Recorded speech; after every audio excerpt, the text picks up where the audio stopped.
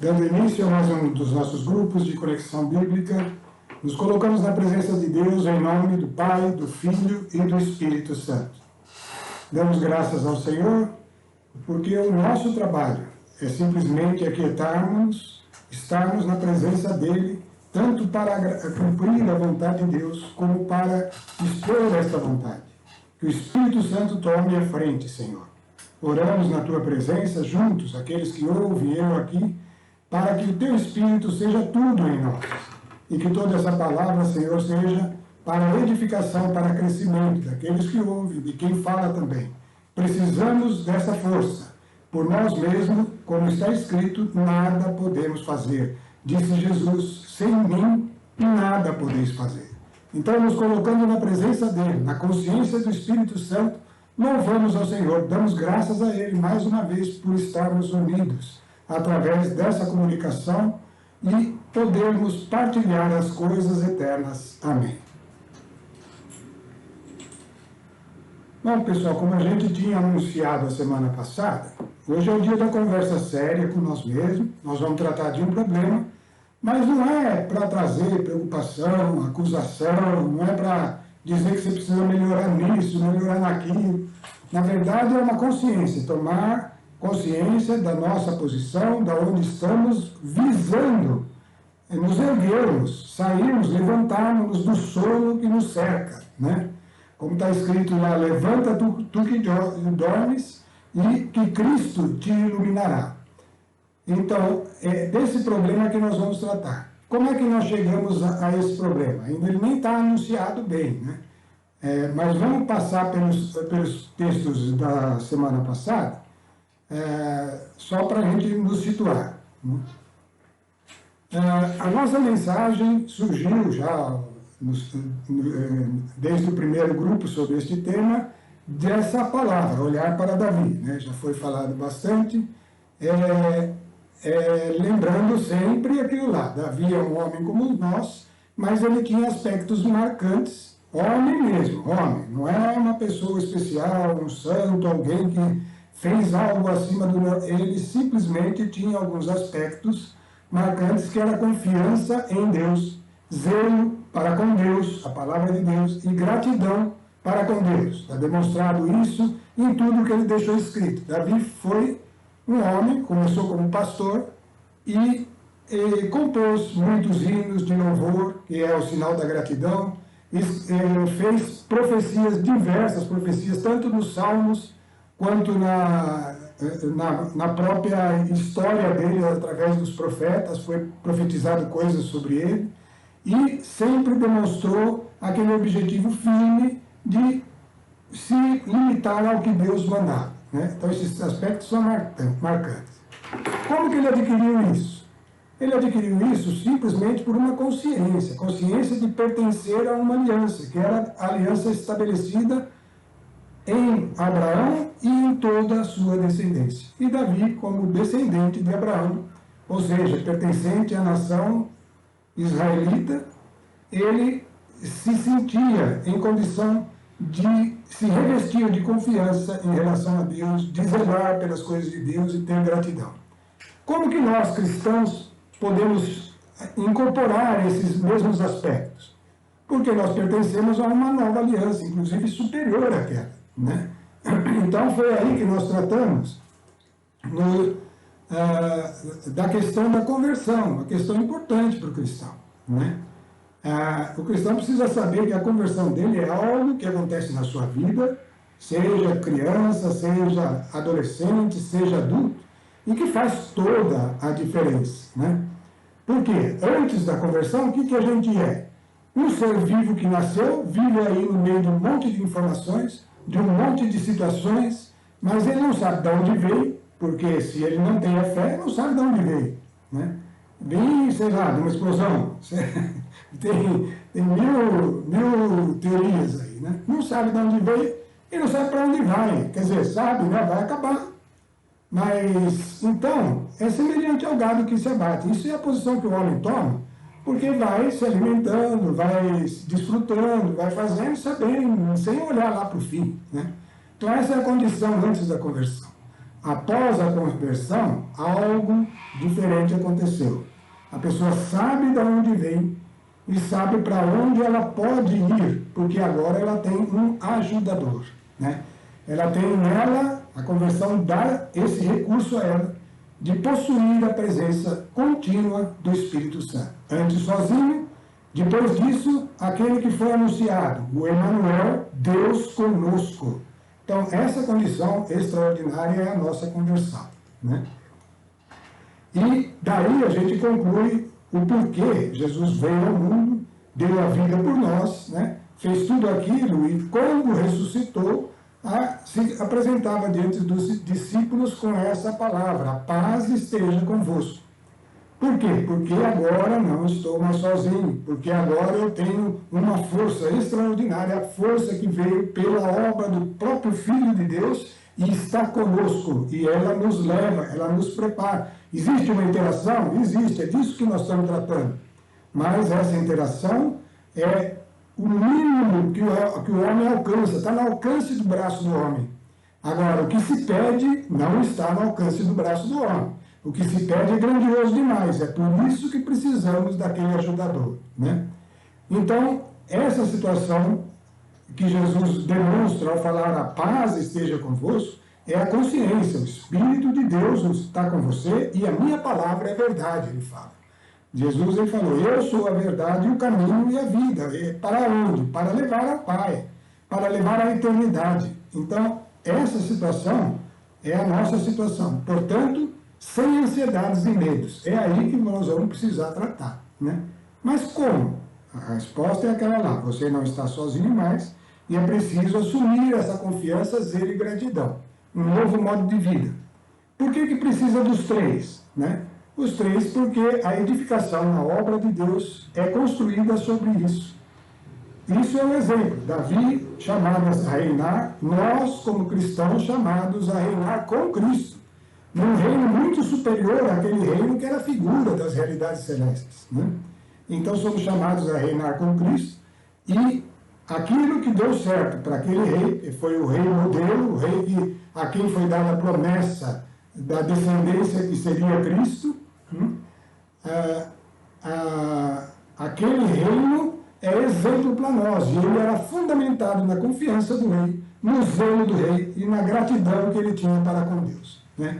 Não pode faltar nenhuma dessas colunas, porque não há edificação sobre três fundamentos que possa se equilibrar somente sobre dois. Precisa dos três, e por isso tem que ter um equilíbrio, né?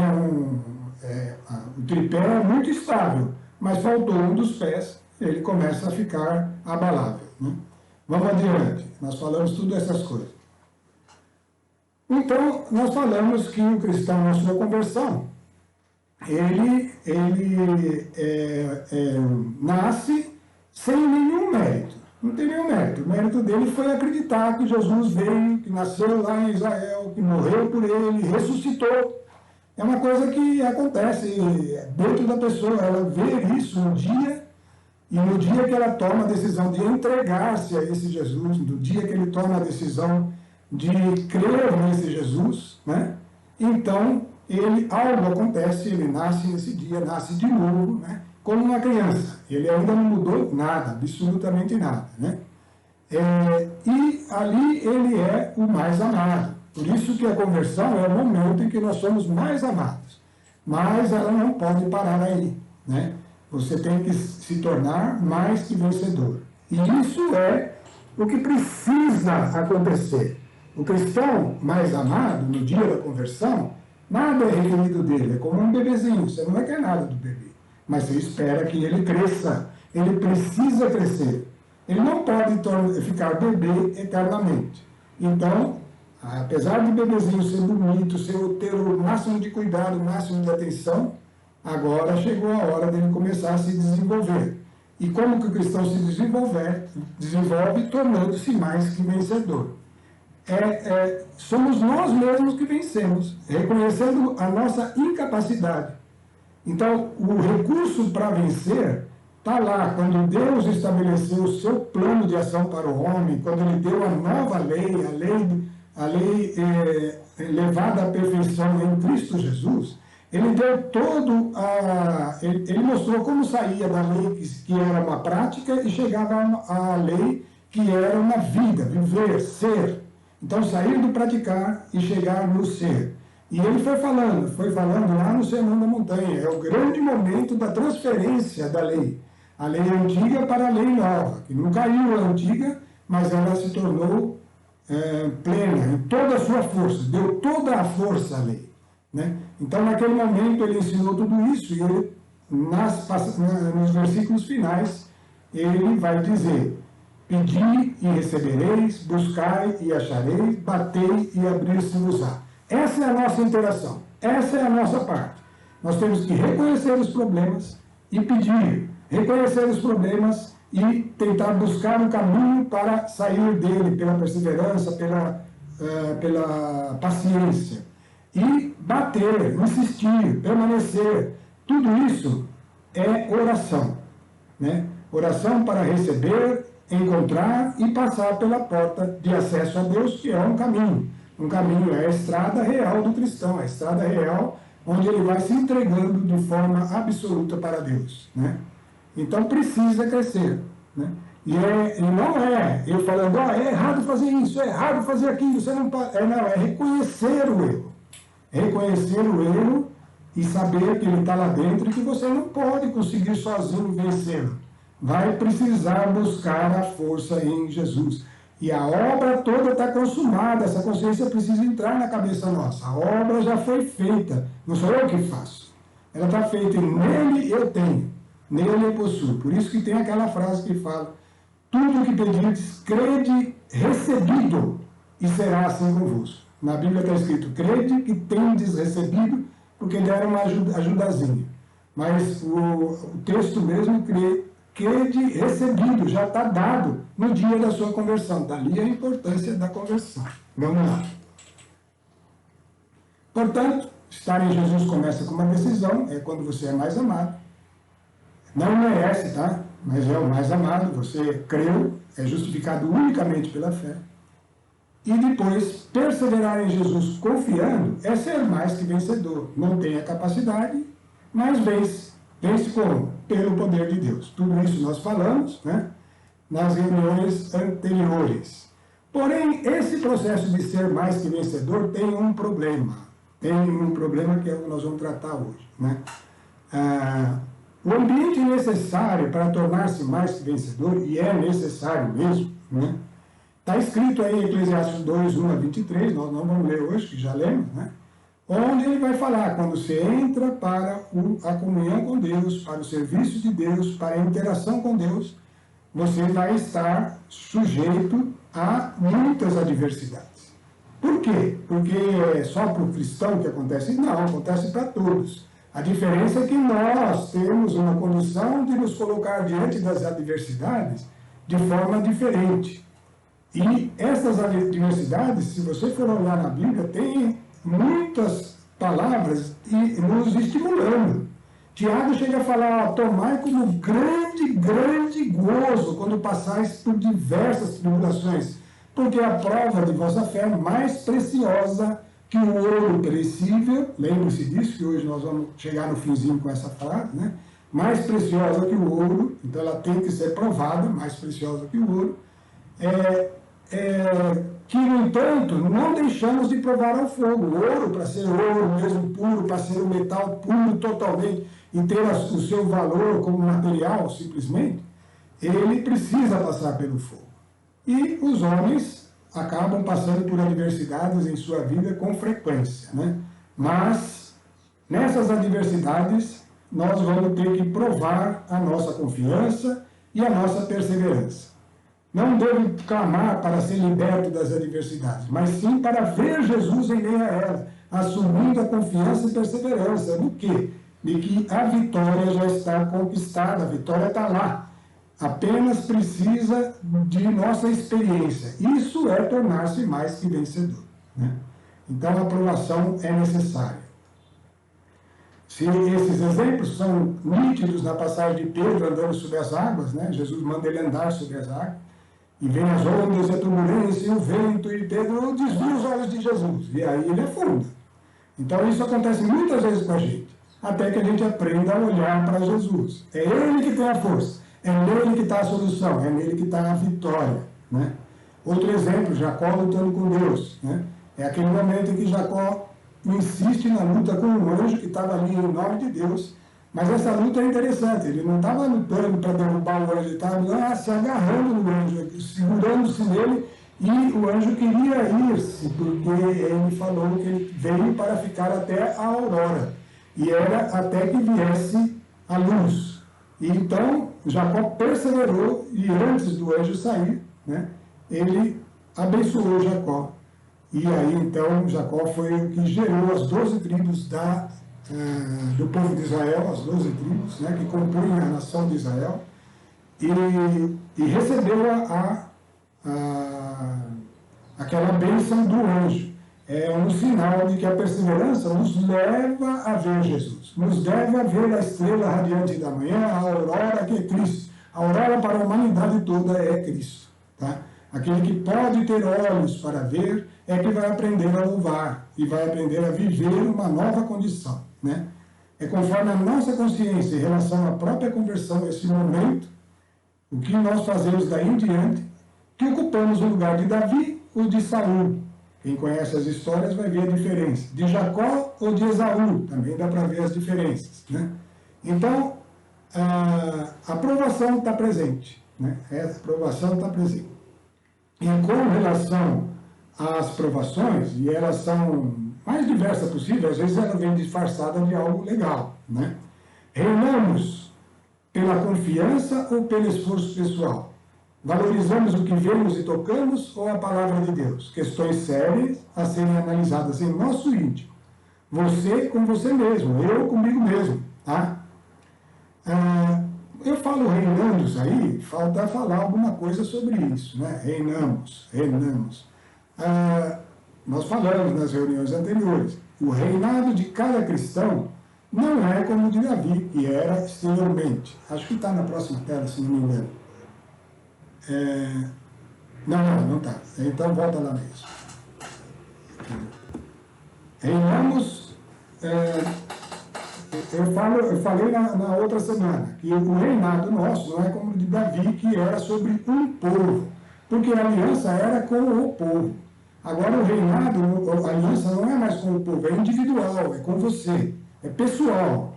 Então nós reinamos no nosso interior. E aqui no nosso interior é que nós vamos reinar pela confiança em Deus ou pelo esforço pessoal. E é bem diferente. O esforço pessoal não atende o padrão de exigência de Deus. Só a confiança nele, o zelo pela palavra dele e a alegria e o louvor, porque a palavra dele já é. Então, valorizamos o que vemos e tocamos. É isso que tenta roubar de nós a capacidade de estar em Cristo. Ou a palavra de Deus? É uma questão. E é essa questão que é o nosso problema que vamos tratar hoje, né? Confiança, zelo e gratidão. São 3 aspectos distintos da nova natureza. No dia que nós nascemos de novo, esses elementos estão lá dentro. A gente está acreditando em Jesus. Então deve levar a uma confiança. Se nós temos fé nele, o que ele falou é importante, vai levar um zelo. E se nós acreditamos que ele nos deu todas as suas promessas, a vida eterna, e nós então sabemos para onde estamos indo, para Jerusalém Celeste, para o lugar onde mente alguma imaginou, coisas extraordinárias que estão aí como testemunha, toda a criação de Deus, coisas muito superiores a esta, então nós deveríamos estar na confiança e no zelo e na gratidão. São aspectos distintos da nova natureza. Confiança é uma coisa, zelo é outra, gratidão é outra, os 3 têm que estar agindo juntos, porém eles são interdependentes. E aí que está o problema. Vamos ler aqui na próxima parte, né?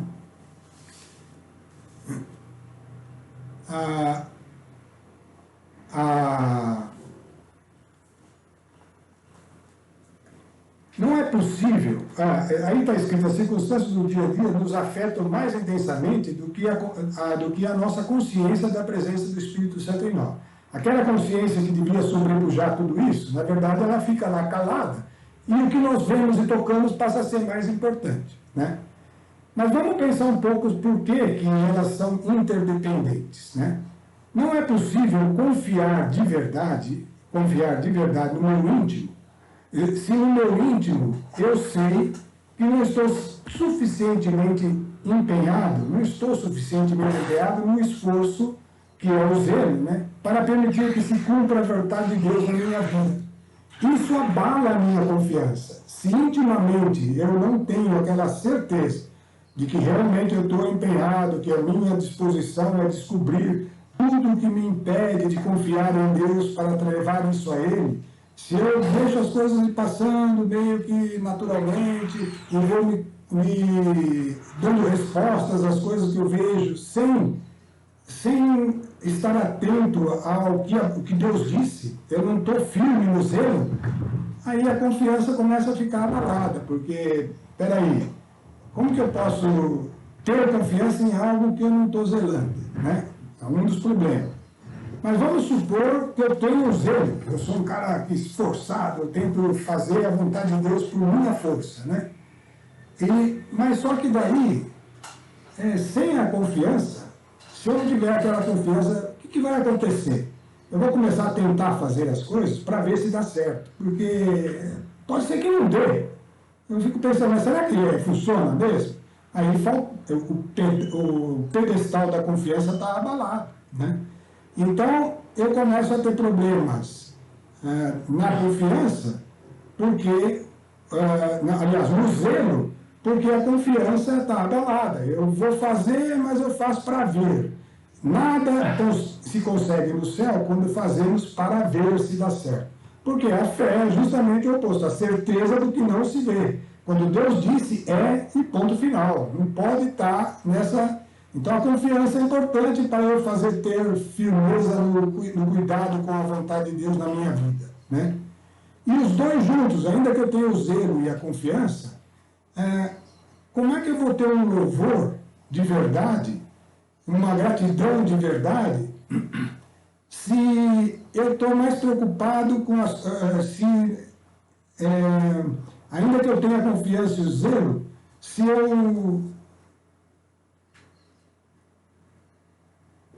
eu não valorizo, se eu estou fazendo aquelas coisas com zelo e confiança, mas eu não dou aquilo o principal valor.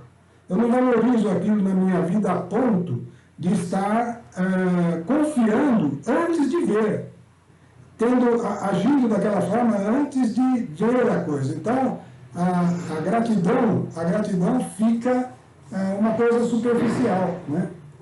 Não dá para eu confiar com zelo por algo que eu não valorizo, a ponto de estar animado, grato e alegre, antecipando a posse da promessa, porque tudo isso está fundamentado em promessas. A vitória é uma promessa. Mas se eu não dou tanto valor para aquilo, ainda que eu esteja disposto a confiar naquilo, a ter o zelo por aquilo, eu não estou tendo uma visão. Meus olhos estão obscuros para aquilo que é mais valoroso do que as coisas que eu vejo, né? Então, os três aspectos são interdependentes, né, dessa forma. E o que isso, nós falamos muito, e até é bom a gente dar uma derivada por aí, sobre o problema da nossa conversão, que ficou uma coisa do passado, ou que é uma coisa que já aconteceu mais recente, mas a gente entrou numa rotina de vida, a gente está numa situação que vai entrando numa condição de ser cristão, porém não ser um cristão que está focado nesses aspectos que são importantes aí para a gente reinar como Davi reinou e agora sim reinar dessa forma dentro de nós. Vamos para a próxima tela, né? As circunstâncias do nosso dia a dia nos afetam mais intensamente do que a consciência da presença do Espírito Santo em nós. Aquela frase lá, Emmanuel, Deus conosco, né? Então, essa consciência, às vezes, fica sobreposta, fica embaixo das circunstâncias do dia a dia. As circunstâncias do dia a dia vão tomando a frente, Isso demonstra o quê? Que os nossos valores verdadeiros, os nossos valores que realmente passam a ser cuidado do nosso zelo, o nosso cuidado, o nosso zelo, eles não são aquele que a gente esperava. Os nossos critérios de segurança, que é uma zona de conforto, é aquilo no qual nós estamos se sentindo bem naquele estado, também pode estar colocado em outra coisa. E a nossa satisfação, alegria e gratidão estão apoiados em outras coisas que não a palavra de Deus. Então a frase é essa aí. Vamos ler ela inteirinha que acho que dá para entender melhor. Isso demonstra que nossos valores, que é o zelo, nossos critérios de segurança, que é a confiança, e nossa satisfação, que é a alegria e gratidão, estão apoiados em outras coisas que não a palavra de Deus. Como que a gente conclui isso? Porque nós ficamos muito mais sensíveis ao que vemos e tocamos do que aquilo que está lá dentro pela consciência do Espírito. Tá? Então eu chamei isso aí de 3 canoas. Lembra de Pedro andando sobre a água? Pedro andava sobre as águas e esse é o caminho daquele que vai reinar com Cristo. Tem que aprender a andar sobre as águas. Quando Pedro desceu do barco, ele estava no barco. Eles estavam com medo da tempestade, porque o barco podia afundar, certo? O barco balança, né? Mas lá dentro ele sabia que ele ia administrar a tempestade com os recursos do barco, né? Mas Jesus o chamou a andar sobre as águas. Jesus atendeu à vontade dele. Vem! E ele foi. E enquanto ele olhava para Jesus, ele conseguia ficar sobre as águas. Esse é o nosso caminho, pessoal. O cristão precisa aprender a andar sobre as águas das circunstâncias. As 3 canoas são o que a gente cria. É o lugar onde está, na verdade, o nosso zelo, os nossos cuidados. Ali, tem uma série de cuidados e coisas que eu dou valor. Aí eu valorizo isso, valorizo aquilo, aquele outro. E eu tenho essas coisas. Então eu estou tranquilo aí. É um apoio para o meu zelo, né? Outra canoinha, a canoinha da confiança. Eu tenho um fundo guardado, uma reserva para o futuro, tenho bens, tenho uma aposentadoria boa, ou tenho um convênio médico bom, tudo coisas que a gente está pensando no futuro, né? E que dá segurança. Dá uma segurança porque o que eu tinha que fazer eu fiz, né? Então essa é uma outra canoinha, tá? Nossa confiança está nela. Então não podemos, se mexe lá, vai sentir, né? Então vamos para o terceiro, a nossa alegria e gratidão também. E será que está realmente na palavra de Deus, nas promessas de Deus, naquilo que está diante de nós para a eternidade? Ou está nas coisas que a gente vai fazer nos próximos dias, no fim de semana, nas férias? Então, tudo isso são apoios no qual a gente tem andado. E isso acontece com qualquer um, né? Eu estou falando de cristãos, né? Então vamos em frente, as 3 canoas. Qual é a conclusão que tiramos? Nós analisamos como a gente estava em relação à nossa conversão, né? E a conclusão está aí. A nossa confiança em Deus é tênue, é meia incerta. Tem hora que sim, tem hora que não, né? Então, essa confiança é muito abalável, né? Nosso zelo é totalmente relaxado. Nosso zelo a gente tem a palavra de Deus, tudo, né? Tá? Mas está firme mesmo, é uma coisa prioritária dentro de nós. Isso aí precisa reconhecer. Eu não estou falando que você vai conseguir fazer isso por você, nem que vai ter a confiança por você, mas você precisa reconhecer. Por isso é uma conversa de você com você mesmo, né? Nossa gratidão é da boca para fora, é outra coisa. A pessoa está sempre lá louvando a Deus, não sei o quê, mas é só ali. Aconteceram outras coisas mais sensíveis, e aí acabou a alegria que deveria gerar o louvor, mesmo na situação adversa, né? Então, essas 3 condições, eu acho que é muito presente na vida dos cristãos de hoje. Eu estou colocando eu no meio. Também estou vendo essas coisas com a ajuda do Espírito Santo, né?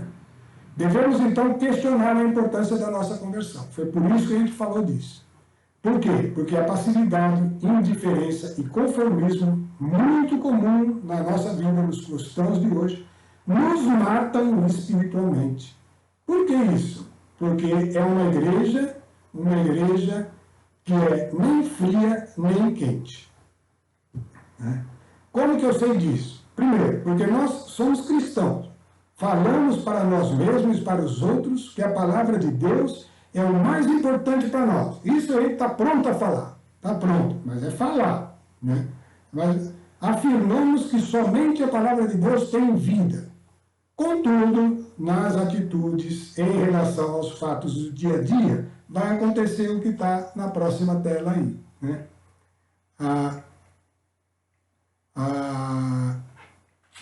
Vê a próxima tela.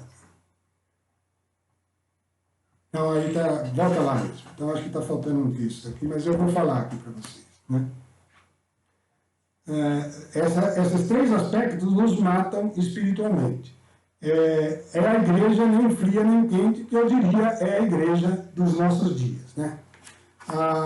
Falamos então e expomos isso com certa veemência, né, de que a palavra de Deus é mais importante, afirmamos que ela é vida e que só ela contém vida. Tudo isso a gente faz por quê? Porque você é cristão, ao menos que você ainda nem chegou nesse ponto, mas pelo menos isso o cristão tem que ter, né? Tem que afirmar essas coisas.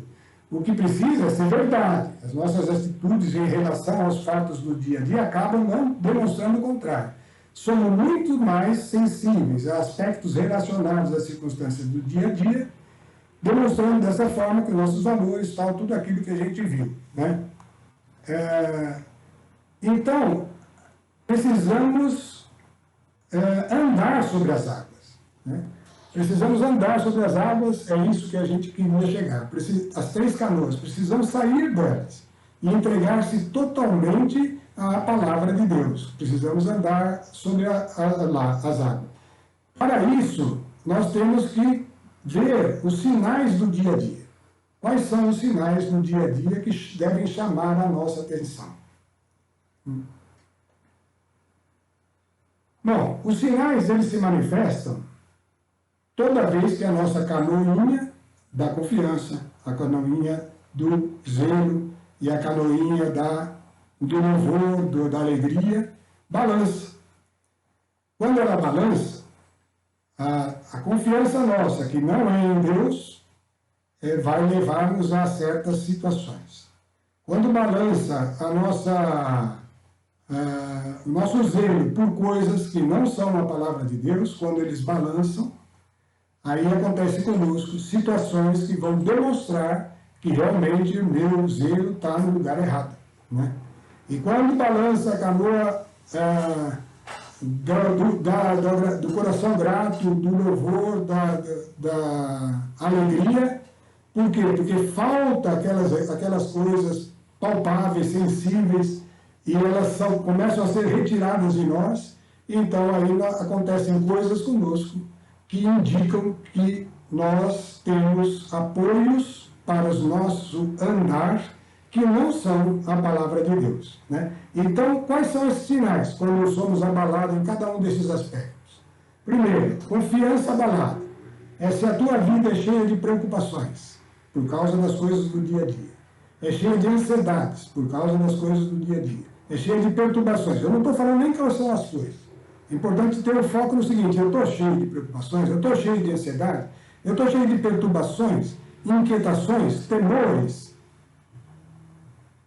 Parece que eu não estou nada confiante com a presença do Espírito Santo em mim, né? Eu estou preocupado com alguma coisa que está querendo cair, né? Então, é um sinal importante. O que eu estou falando da nossa pregação de hoje é para nós termos consciência de que se isso está acontecendo, em algumas vezes, isso tem que ser tratado, né? E a gente já viu como é que trata. Não se trata com esforço, se trata com perseverança, sim, mas em oração, levando esses problemas, reconhecendo esses problemas e levando para Jesus. Então, problemas relativos à confiança, né? Quando a confiança está no foco errado. Preocupações são frequentes, ansiedades são frequentes, perturbações, inquietações e temores. Quando o zelo está no foco errado, é fácil, porque aquilo que você valoriza é muito fácil de ser fustigado pelo sistema mundo. Ele vai ser tocado. E você vai se sentir amargurado, com ira, com indignação, com gritaria, com calúnia. E tem um aí que é para o outro lado, né? A malícia. A malícia também é uma coisa que vem provocar, vem mostrar que o seu zelo está no lugar errado, está nos aspectos carnais. né? Então, tudo isso é sinal, sinal. A gente só quer descobrir os sinais. Se esses sinais estão se manifestando, malícia, calúnia, gritaria, indignação, ira, amargura, por que eu estou irado? É por causa que alguém machucou o meu eu? Por que eu estou indignado? Porque fizeram algo que eu não gosto? Né? Por que eu estou gritando que eu querendo me impor? Então, estas coisas todas demonstram que tem áreas a serem tratadas dentro de nós e que eu preciso reconhecê-las. Eu não consigo eliminá-las, mas posso levá-las à luz. Né? Vamos em frente. A alegria. O que vai acontecer se ela estiver apoiada no quê? Nas buscas sistemáticas das distrações. Está apoiada só nas vaidades, nós vamos ver. Se estiver apoiada nas vaidades, vai ter uma busca sistemática de distração. Eu preciso estar distraído. Se eu fico parado quieto, começa a vir minhoca na cabeça. Então eu quero achar distração, coisa para fazer muito comum nos nossos dias. Agora tem todos os mecanismos que colocam as distrações à disposição para qualquer momento de interrupção de atividades. Né? Então, busca sistemática de distração é um sinal. E distração é entretenimento, pode ser até as mais bonitinhas, pode ser até livros de histórias, até um estudo, um monte de coisa que posso ir colocando nas minhas horas disponíveis para ficar focado naquilo e não no louvor verdadeiro que deveria vir simplesmente de eu ter a consciência da presença de Deus em mim. Então eu busco também meios de relaxamento, por causa que às vezes eu estou meio ansioso, perturbado, cheio de coisa. Então, como que eu relaxo isso? Em vez de ir para a oração, eu vou para as coisas que causam relaxamento ou alienação, né? Bebidas, festas, diversões, passatempos, e a minha alegria vai saindo daí. É isso que me sustenta, aquela alegriazinha de cada semana, né? O final de semana, as coisas assim. Se é isso, é sinal que nós precisamos tratar estes aspectos. Então, estamos mostrando isso porque nós vamos tratar dos três temas aqui, confiança, zelo e gratidão, e esses sinais ajudam a gente a descobrir como aquilo que Deus falou sobre a confiança, como aquilo que Deus falou sobre o zelo, aquilo que Deus falou sobre a gratidão, pode tomar conta de todo o meu ser a ponto desses sinais serem aniquilados. Tá? Então esse que vai ser o nosso próximo passo quando eu pegar um desses temas de cada vez. Bom, mas adiantando, está aí a palavra desterrar. Eu queria lembrar que a semana passada a gente falou por que será que Deus, quando mandou Israel dominar a terra prometida, a terra da promessa, as promessas boas todas estavam lá, quando Deus mandou isso, ele entregou para Israel uma terra totalmente dominada por povos que não agradavam a Deus, tinham chegado por si só, afastados de Deus a um ponto que era totalmente do desagrado do Senhor. Né? Por que ele não removeu esses? Poderia, a Bíblia mesmo fala, poderia ter mandado uma praga, poderia ter mandado, mas não, estava lá, deixou lá. Então é aquilo lá, as adversidades são necessárias, né? Elas estão lá porque você vai precisar desterrá-las, vai precisar vencer sobre elas. E essa vitória que forma a característica do Filho de Deus. Né? É uma vitória com a força de Deus. Israel não tinha capacidade para tirar aquelas nações. Ele era um povo que vinha do deserto, não era numeroso como as nações da terra, não estava estabelecido em um lugar com defesas, com muralhas, com exército bem estabelecido, com recursos, carros de ferro, cavalos. Eles estavam indo lá, caminhando pelo deserto. Não tinham condições, mas precisavam confiar em Deus. Né?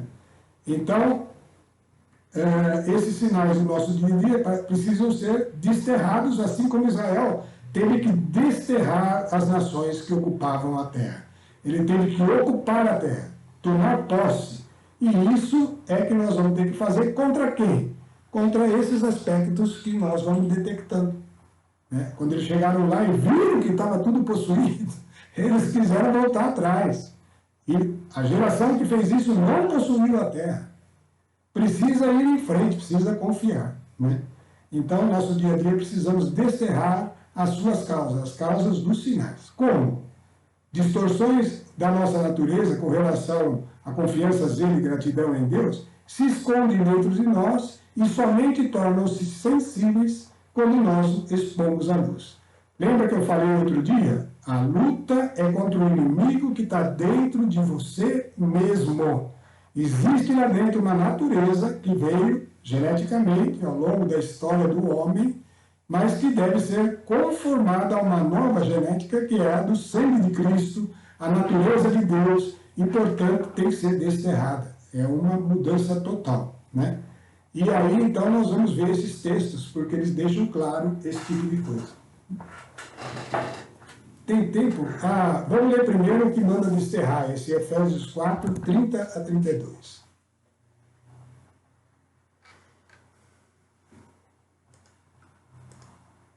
Ele vai falar do aspecto daqueles sinais que são, na verdade, relativos ao zelo, que é o ponto mais marcante, né? Mas ele vai falar essa frase, precisam ser desterradas, né? Então ele fala o quê? Primeiro, não contristeis o Espírito Santo. Então toda vez que esses sinais se manifestam, nós estamos contristando o Espírito de Deus que está em você. Não contristeis o Espírito Santo, com os quais fossem selados para o dia da redenção. Toda amargura, ira, indignação, gritaria, calúnia, sejam desterradas de vosso meio, do vosso íntimo, do vosso interior, bem como toda malícia. Sediantes uns para com os outros, bondosos e compassivos. Perdoai-vos uns aos outros, como também Deus vos perdoou em Cristo. Quando dá esse mandamento aqui, a gente pensa, então eu preciso fazer isso. É mais importante do que fazer isso, é você dar condições para que isso aconteça em você. E dar condições é o que nós vamos mostrar nos próximos textos. Né? Lucas 11, 34 a 36. Vamos abrir lá? Lucas, capítulo 11, versículo 34 a 33. Né? 36.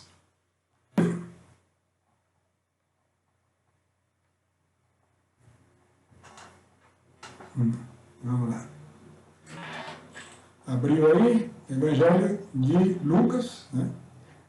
Capítulo 11. O olho é a lâmpada do corpo. Olha como a coisa vem de fora para dentro, né? O olho é o que nós vemos, as coisas do dia a dia. E ele é a lâmpada do seu corpo. Se o teu olho tiver são, se estiver sabendo olhar, porque você nunca olha para os olhos, tá? Os olhos, para saber ver. Mas às vezes a gente não está assim.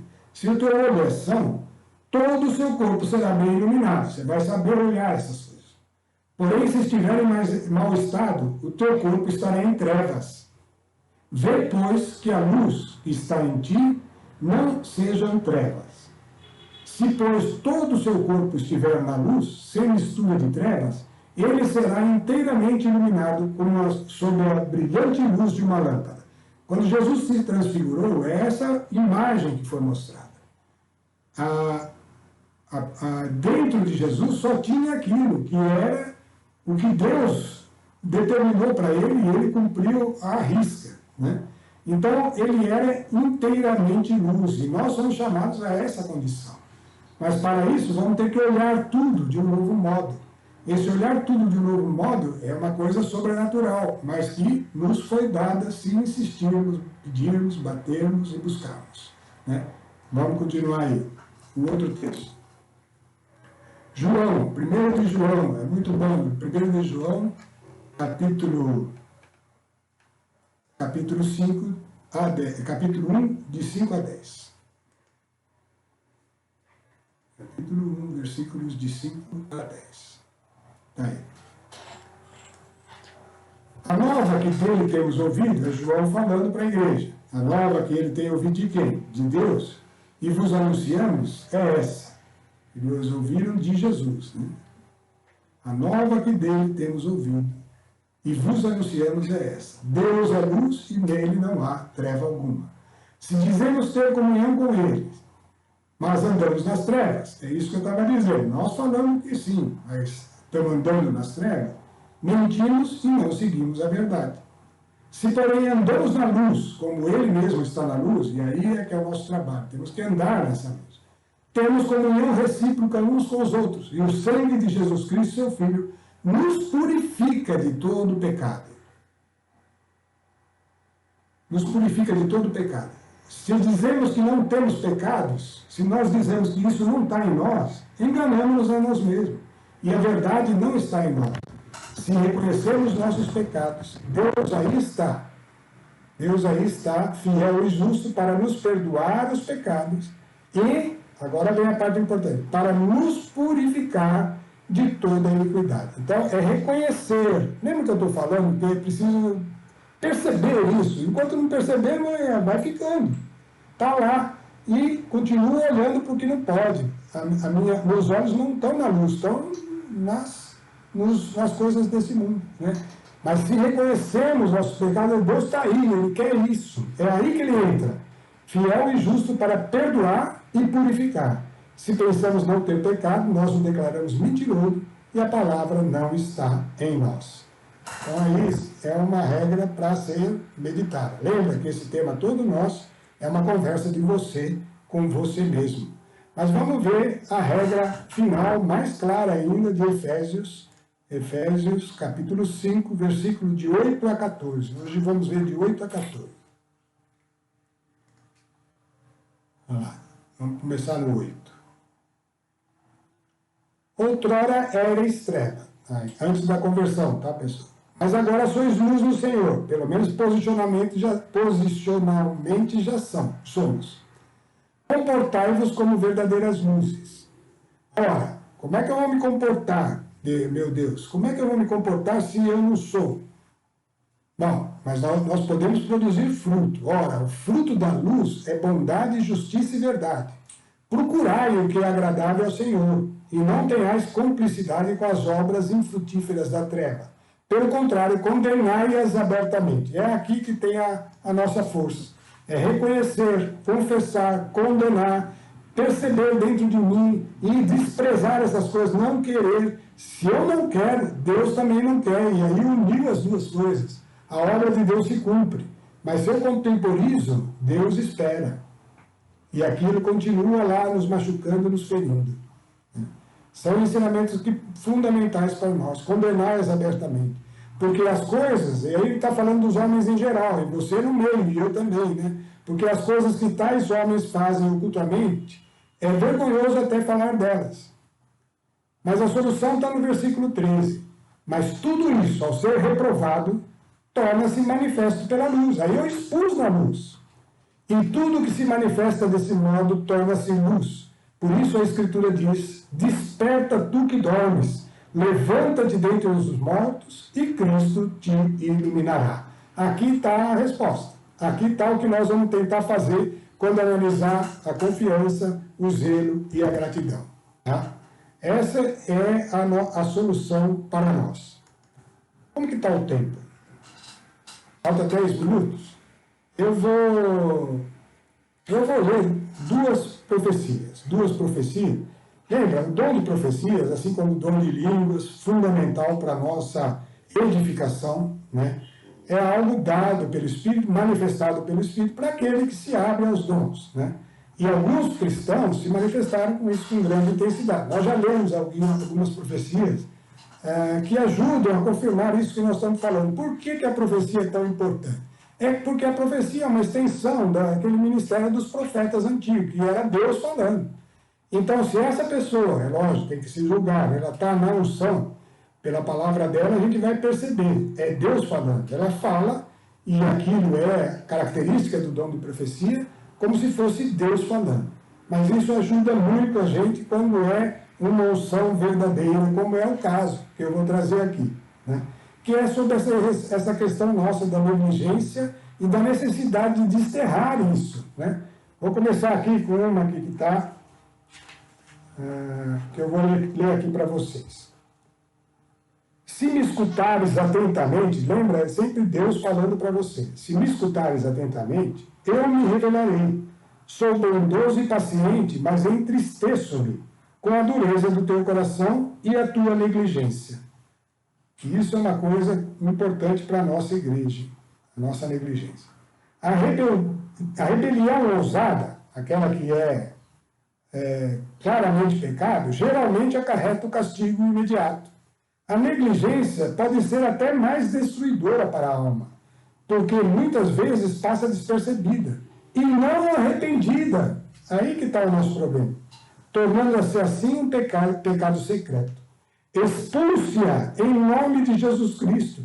Não permitas que o saltador roube o teu mais caro tesouro, singeleza de coração e sinceridade em amar-me.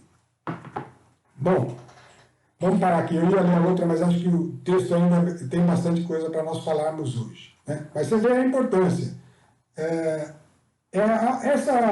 Essa situação de nem frio nem quente, que está se transcorrendo aí ao longo do tempo com a igreja, né, vai nos colocando num pecado mais grave do que aqueles que são patentes, claros, né?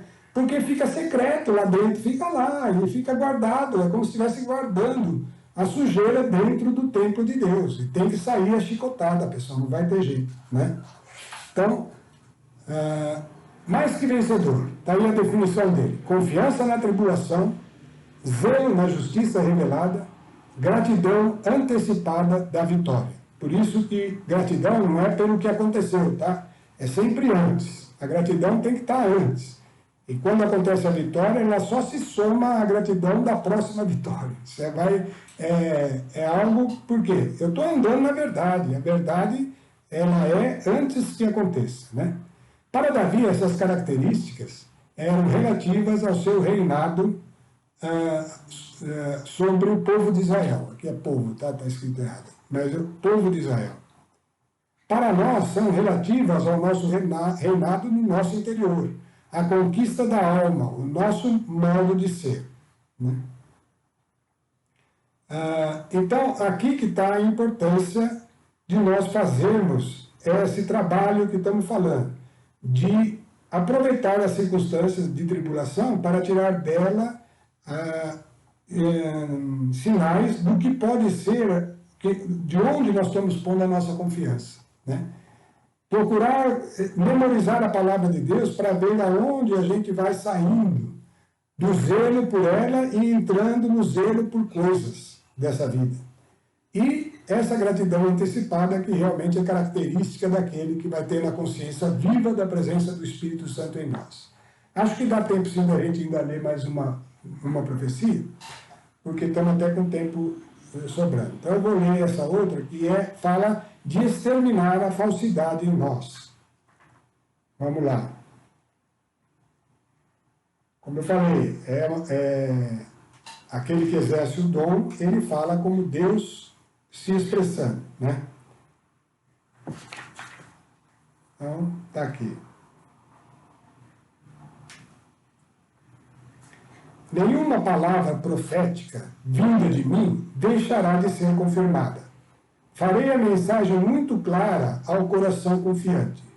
Os meus seriam mais desenvolvidos na sua vida espiritual se gastassem mais tempo orando para que a falsidade fosse exterminada do seu coração. Então, esse cristão que diz só da boca para fora, ou que fala bastante da palavra, mas que não faz essa experiência de interiorizar e de verificar, de avaliar-se e de se julgar, esse cristão, né, ele está caindo nesse problema aqui. Os meus seriam mais desenvolvidos na vida espiritual se gastassem mais tempo orando para que a falsidade fosse exterminada de seus corações, do que orando para ter mais revelações da minha verdade. Na maior parte dos casos, os homens já possuem mais conhecimentos das verdades reveladas do que a prática delas na sua vida. Adicionar mais revelações sem a prática adequada é um desperdício. A busca de mais verdades antes da submissão à verdade já recebida é um convite à estagnação. E aí está falando claramente dessa frase aqui do zelo. Zelo pela justiça revelada. Aquilo que Deus já demonstrou para nós, ele requer todo o nosso zelo e atenção. Qualquer coisa que nós vamos começando a dar mais importância e que deixamos o nosso temperamento se afligir ou se dar respostas, porque aquilo é importante, e não a palavra de Deus, eu estou desprezando a justiça revelada e estou dando privilégio a um ídolo, a algo que não é Deus. Tá? Então, essa é a nossa luta no nosso interior, para que possamos ter um novo modo de ser, a conquista da alma. A conquista da alma é essa limpeza, é pegar o chicote e tirar de dentro de nós todos esses sinais, pelo menos não o sinal em si, mas a causa dele. Onde está a razão das minhas preocupações? Onde está a razão da minha alegria, que às vezes é fútil e passageira? Onde está a razão do meu cuidado, do meu medo? Então, tudo isso é algo que deve ser levado a Deus em oração. E que nós vamos aproveitar a nossa reunião para orar sobre isso, na presença de Deus, em cima da palavra que Ele nos deu. Essa palavra que está conosco, né? E que nós expusemos aqui na graça de Jesus Cristo. Reunidos assim em nome do Pai, do Filho e do Espírito Santo, encerramos esse nosso grupo deste dia, com a confiança de que Deus está conosco, é o Emmanuel, está conosco. E Ele, a parte dele é infalível, por isso nós nos louvamos, Senhor, porque nos suporta mesmo nas nossas fraquezas, mesmo nesses nossos erros. Mas, Senhor, hoje vamos pedir, dá-nos consciência desses erros, Senhor. Abra os nossos olhos, limpa os nossos olhos para que vejamos, Senhor, para que possamos perceber que onde está o problema, esse problema que tira de nós aquilo que é mais precioso e nos coloca na direção daquilo que passa, daquilo que morre e acaba. Que a consciência possa se abrir. Nos próximos reuniões trataremos de cada um desses assuntos especificamente. Ó Espírito de Deus, vem com o seu poder. Usa quem está falando, usa quem está ouvindo, Senhor. Vós sois a autoridade máxima em nós. E nós queremos confirmar isso com a nossa boca, para que se cumpra em nós a vontade de Deus e somente ela, e todo o restante seja removido, seja colocado fora, para que o nosso íntimo, nosso coração, seja lugar adequado à vossa presença. Em Cristo Jesus rogamos. Amém.